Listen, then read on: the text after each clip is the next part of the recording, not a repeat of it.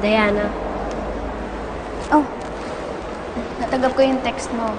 Sabi mo, dito kami magkita ni Tito Benji. May gusto sana ako sabihin sa'yo eh. Ano yun?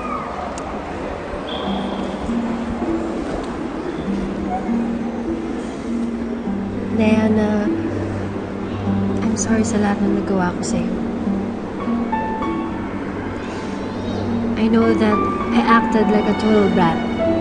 Pinagsisisihan ko na yun. Sorry kung nasaktan kita.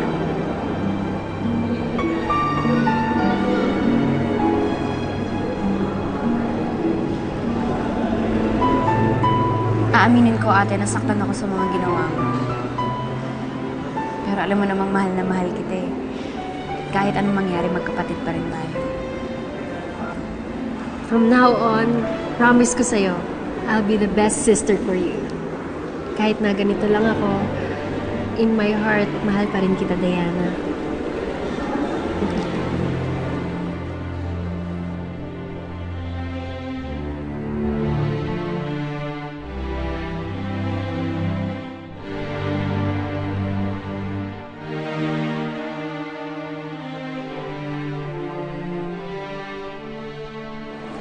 Sir Bradley, nandiyan na po yung kotse.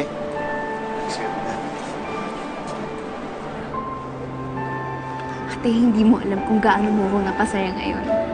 Ang tagal kong pinagdasal na maging mag-aayos tayong dalawa.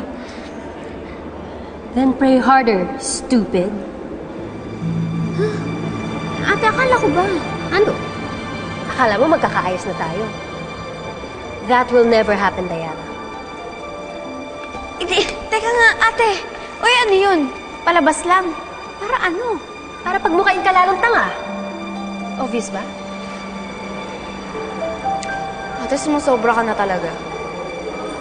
Hindi na ako maniniwala sa kahit na anong sasabihin mo dahil napakasinungaling mo.